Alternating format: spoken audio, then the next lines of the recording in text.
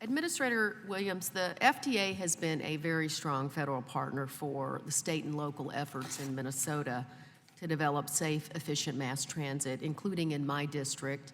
Just 2 weeks ago, the FTA announced the release of the last remaining tranche of funds. I believe it was $74 million for the Orange Line BRT that provides 7-day-a-week service to residents of Minneapolis, Richfield, Bloomington, and in my district, Burnsville.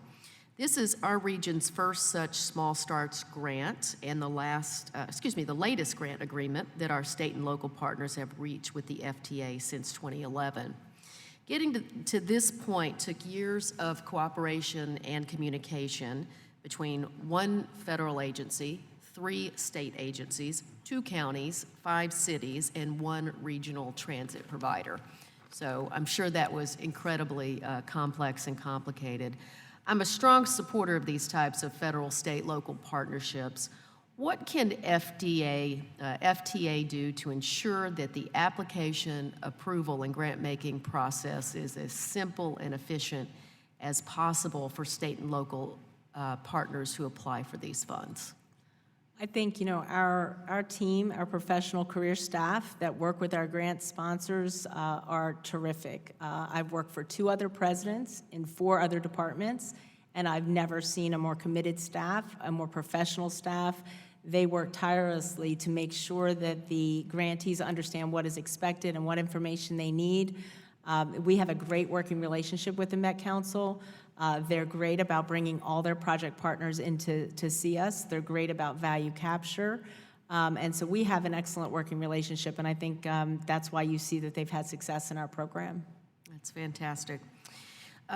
Ms. Williams, there are other BRT projects that I'm incredibly supportive of in the region. I'm particularly optimistic about the Red Rock Corridor, which would connect the Twin Cities to Hastings and Cottage Grove, 2 other cities in my congressional district. However, the president's full year 20 budget request called for cuts to vital mass transit programs, including sharp cuts to the capital investment grants program. This comes on the heels of previous budget requests that would have eliminated the CIG program entirely. Fortunately, the House passed a transportation appropriations bill that would fund the CIG program at necessary levels. How can Congress continue to work with the FTA to ensure that the FTA continues to fund critical projects as metro regions continue to expand?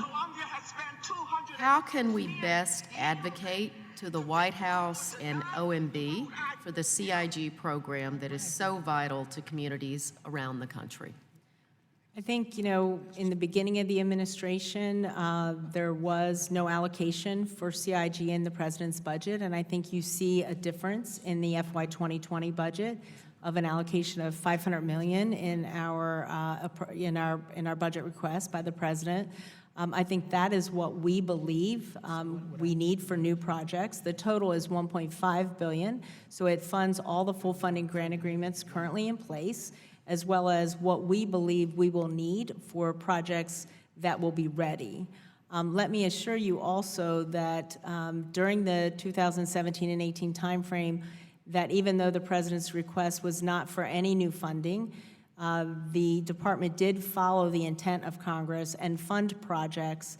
I believe it was 3 in 2017 and 10 in 2018. So I want to make sure that we are on the record that even though the request was 0, none of those projects were canceled or not funded or set aside.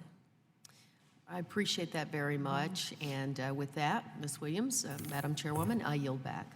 Thank you, Congresswoman.